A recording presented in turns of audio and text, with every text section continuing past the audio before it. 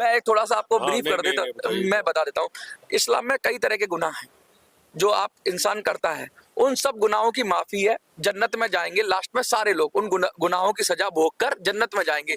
लेकिन जो शिर्क करेगा, अजीम गुनाह बोला जाता है शिर्क। अच्छा। जो शिर्क करेगा, शिर्क मतलब अपने अल्लाह के अलावा किसी और को पूजेगा या किसी और की बात करेगा। सब धर्म संभाव की बात करते हैं, मतलब हर एक रिलीजन जो भी है, पंथ है, वो हमारे लिए बिल्कुल एक है। हम सबको मानते हैं। यहाँ के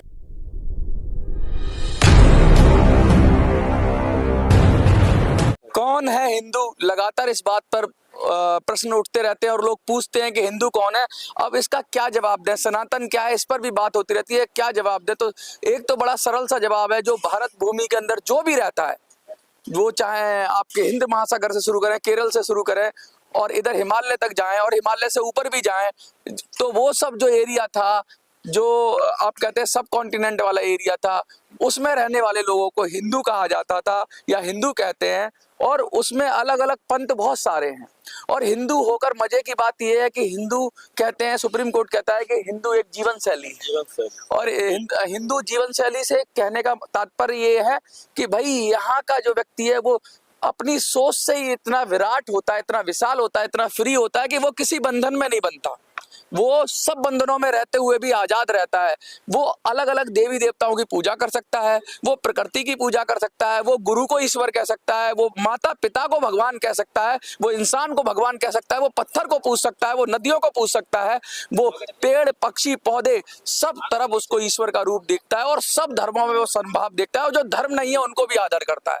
ऐसा समाज हिंदू समाज, उसके बारे में सोचकर कुछ लोग डिफाइन करते हैं कि भाई हिंदू ऐसा होगा वैसा होगा। तो आज हमारे साथ एक एडवोकेट महाशय हैं और हम उनसे ही पूछेंगे कि हिंदू क्या है, क्योंकि हिंदू की परिभाषा बहुत लोगों ने अलग अलग तरीके से कही है।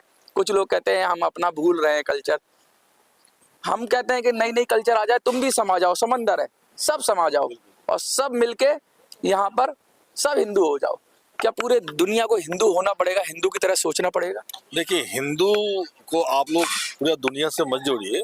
हिंदू तो यहाँ के लोग जैसे भारत को भारतीय कहते हैं, वैसे पहले इधर के लोग और रहने वालों को हिंदू कहा जाता था। जैसे सिंधु घाटी, सिंधु से हिंदू हुआ, हिंदू से रहने उसके सब उस किनारे में रहने सभ्यता पहले बसती थी नदी के किनारे। तो सिंधु घाटी का सभ्यता, सिंधु घाटी सभ्यता सिंधु नदी किनारे बसी थी, उसको इंडस वैली सिविलाइजेशन बोलते हैं। और ऐसे ही गंगा के किनारे बसी, तो इधर के जो भी लोग थे उसको हिंदू बोला जाता। और यहाँ के रीति रिवाज, पद्धति, जीवन जीने की शैली, सब कुछ, और संस्कृति जिसको बोलते हैं, संस्कृति सभ्यता सब कुछ शामिल है उसमें। वो सबको हम इसलिए हम लोग बोलते थे किसमें कि सारा वसुदेव कुटुंबकम की बात करते हैं कि सारा विश्व को हम लोग मानते हैं कि मेरा एक परिवार है। और इसमें सबको हम लोग सर्वधर्म संभाव की बात करते हैं, मतलब हर एक रिलीजन जो भी है, पंथ है, वो हमारे लिए बिल्कुल एक है। हम सबको मानते हैं। यहाँ के हमारे अकॉर्डिंगली जो भी हिंदू है, हिंदू के अंदर में जो इधर के जो भी लोग हैं, चाहे किसी भी पंथ समुदाय को, धर्म एक ही है, हिंदू है। रिलीजन बहुत है लेकिन धर्म एक ही है, मान के चलिए। हाँ, ये भी बड़ा भ्रम सा है कि धर्म और रिलीजन में कर दिया जाता है। लेकिन पहले जो संविधान था, आप तो एडवोकेट हैं और आप संविधान की जानकारी रखते हैं, तो उसमें एक शब्द था पंथ निरपेक्ष। वो कब धर्म निरपेक्ष हो गया? क्योंकि धर्म तो व्यक्ति का सहज कर्म ड्यूटी है।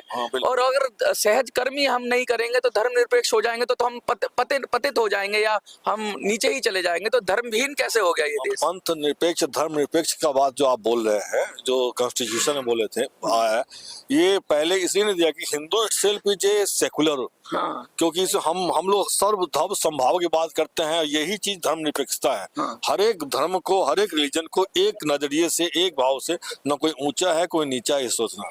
जो 42nd अमेंडमेंट हुआ था कॉन्स्टिट्यूशन में इंदिरा गांधी के समय, इमरजेंसी के टाइम में, इसमें प्रेम्बल में पहली बार प्रेम्बल को अमेंड किया गया था। अदरवाइज प्रेम्बल अमेंड नहीं हो सकता। बड़ी बात होती है सुप्रीम कोर्ट में एक मामला पेंडिंग है, संविधान की प्रेम्बल को अमेंड नहीं कर सकते। क्योंकि ये हुआ था कि प्रेम्बल अमेंड नहीं कर सकते हैं, इसलिए जो भी अमेंडमेंट आप अलाउ की वो माना नहीं जाएगा।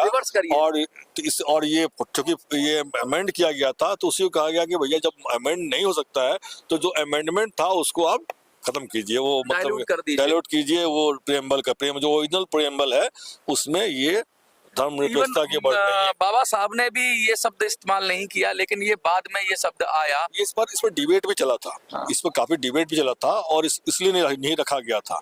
बाद में और सा राजनीतिक कारण कौन सा कारण अच्छा, था। क्या लगता है कि जो इस देश की पहचान है एक समंदर की तरह, हम देखते हैं कि यहाँ सब तालमेल से रह ही लेते हैं। बिल्कुल। जैसे आप अभी इजराइल में चले जाइए, एक दूसरे को कतई बर्दाश्त करने की वो सूरत में नहीं है।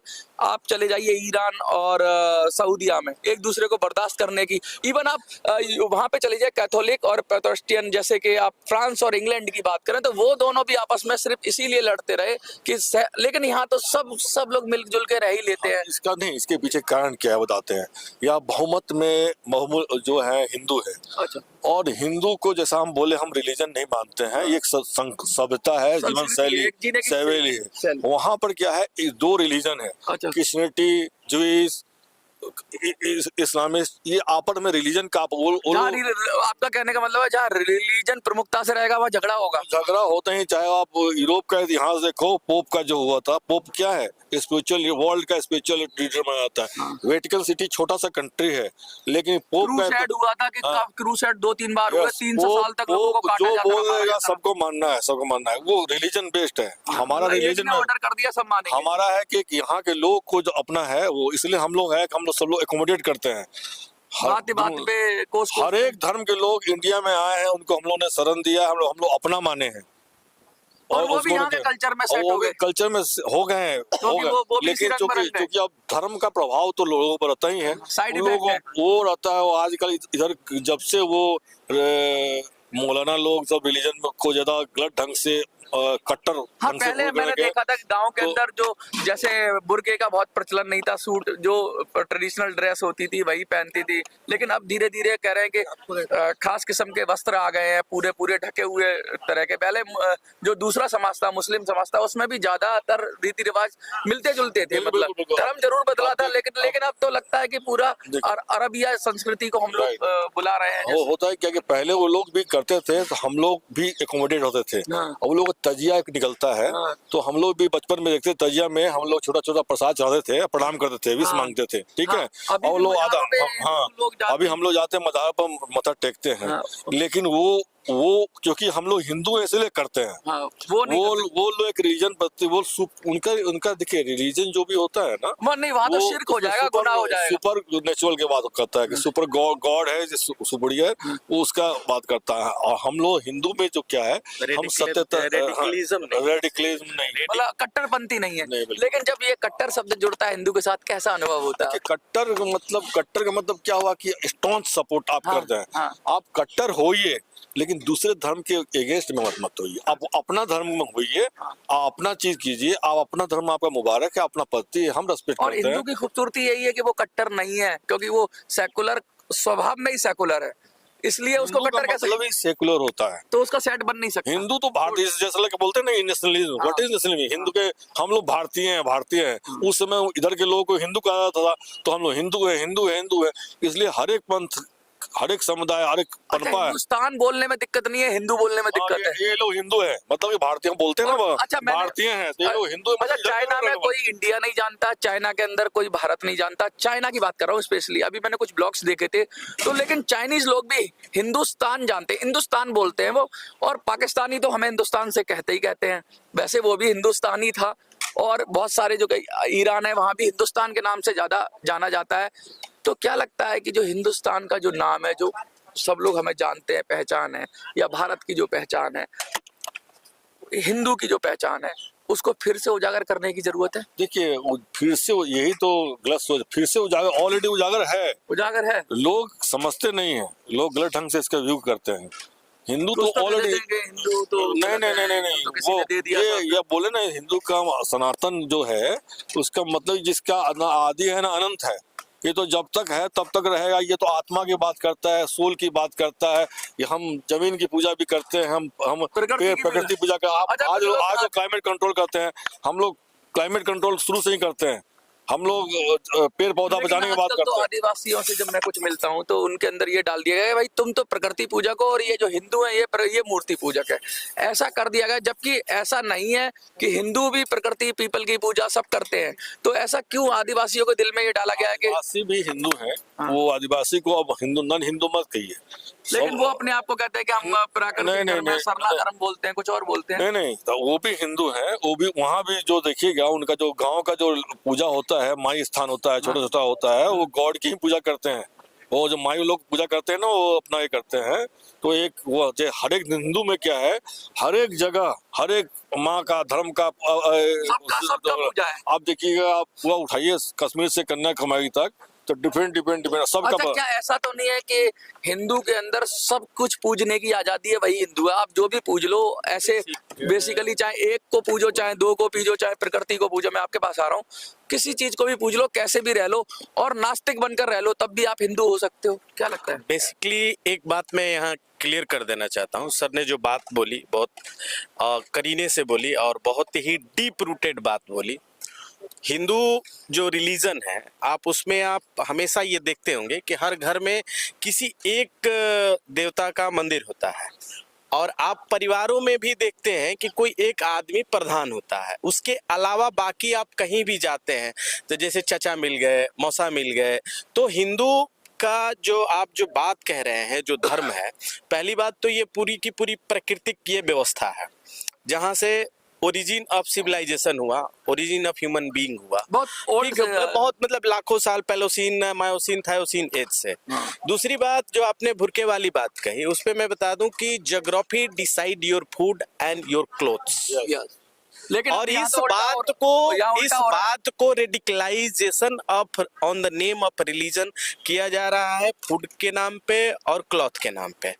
अब अरब से जिस तरीके से जो रिलीजन निकल के आया, वहां आप भी जाएंगे तो आपको भी अपने मुंह ढकने पड़ेंगे, इतना क्योंकि आंधी चलती इतनी है। रेत और डेजर्ट से वो सब चीजें जल जाएगा चेहरा। ठीक है। तो प्रकृति के हिसाब से जो चीजें हैं वो हिंदुज्म है। और इसमें आप अल्लाह को मानिए, त्रिगुण हो जाइए, निर्गुण हो जाइए, जैसे चाह रहे हैं। किसी धर्म को मत मानिए, किसी की पूजा मत करिए, किसी नदी को जाके जल चढ़ा दीजिए या माता पिता पीपल या माता पिता की जय बोलिए। तो इतना खूबसूरत मैं नहीं मानता हूँ, या कोई भी व्यक्ति जो होगा वो नहीं मान सकता है इस दुनिया कम से कम में। हिंदू तो क्योंकि धर्म के नाम पे नहीं पड़ेगा। नॉर्मल सी बात, आपसे एक सवाल मैं पूछ रहा हूँ, हाँ। आप ही बताना कि कौन दो विचार है। एक विचार ये है कि भाई तुम में भी भगवान है, इसमें भी भगवान है, इसमें भी भगवान है, तुम्हारा भगवान भी अच्छा है, इसका भी भगवान है, मेरा भगवान भी अच्छा है, तुम्हारा भी भगवान। ये एक विचार है। दूसरा विचार ये है कि भाई सिर्फ मेरा भगवान अच्छा है, तुम्हारा भगवान खराब है, तुम्हारा भगवान खराब है, तुम्हारा भगवान खराब है। आप ये बताओ, दोनों विचारों में कौन सा विचार ज्यादा बेहतर होगा? पहला वाला बेहतर है, दूसरा झगड़े की जड़ है कि भाई कोई मानेगा नहीं, तेरा अच्छा है तो हम क्यों मान लें। यही विचार जो है वो हिंदुज्म कहता है कि भाई अल्लाह भी ठीक है, क्रिश्चियनिटी भी ठीक है और बौद्धिस्ट भी ठीक है। ये अलग अलग हमारे पंथ हैं। Origin of each and every religion जो है, रूट जो है वो एक है। जो ब्रह्म इस्लाम का जो स्टार्टिंग है, जो कलमा कहते हैं, वो तो यही कहता है कि सबको नकारोगे, सबको गलत बोलोगे, तभी आप कहोगे कि कोई नहीं है, सिर्फ एक वो है। ये भी उनका बेस उसी पे टिका हुआ है। अगर वो नहीं कहेंगे तो क्या होगा कि एक बहुत बड़ा जो समूह है उसमें आके वो सबमर्ज हो जाएंगे। और फिर उनको जब जब आइडेंटिटी क्राइसिस फील होती है, तो जब जब किसी को भी आइडेंटिटी क्राइसिस फील होगी, उसमें वो क्या काम करता है कि अलग एक नया सी गुफा छोड़ते हैं। अल्लाह ने कभी नहीं कहा, मूसा ने कभी ऐसा कुछ नहीं कहा, वो लोग भी प्रकृति के साथ चले। सूफीज्म आया, सर ने बताया इस बात को। तो उसमें बड़े लोग इसको बदल देते हैं मायने। हाँ, अपने हिसाब से चीजों को जब डिफाइंड किया जाएगा तो उसके मतलब बदल जाता है। कलमा तो वही है जो कहा जाता है, और कलमा अपने आप में कहता है कि बस एक अल्लाह के सिवा कोई भी पूजने योग्य नहीं है, तो वही शिर्क है। रॉन्ग इंटरप्रिटेशन होता है, यही तो बोला मैंने। जिस तरह से वो तो वही मुफ्ती लोग ही करेंगे, वो ज्यादा जानते हैं। वो लोग ज्यादा, वो लोग बहुत सारा मुफ्ती। लेकिन आप कैसे कह सकते हो? वो तो साफ साफ कहते हैं कि भाई, और शिर्क क्या है? शिर्क की व्यवस्था वही है कि आप किसी और को पूज लेते हैं। तो वही तो, अगर आप कह रहे हो कि रॉन्ग इंटरप्रिटेशन है, तो मुझे लगता है आप ब्रह्म है, वो तो नहीं है ब्रह्म है। वो तो साफ साफ कहते हैं कि भाई शिर्क हो गया, और अजीम गुनाह कहते हैं शिर्क को, कि आप इस तरह की इबादत को छोड़ के किसी भी तरह की इबादत करोगे तो आप शिर्क करोगे। देखिए बताते हैं हम, हमको उसके शिर्क से, उसके इबादत में कोई परहेज नहीं है, वो अपना करे। नहीं, शिर्क शिर्क का मतलब समझते हैं? मैं एक थोड़ा सा आपको ब्रीफ कर देता हूँ, मैं बता देता हूँ। इस्लाम में कई तरह के गुनाह हैं जो आप इंसान करता है, उन सब गुनाहों की माफी है, जन्नत में जाएंगे लास्ट में सारे लोग, उन गुनाहों की सजा भोग कर जन्नत में जाएंगे।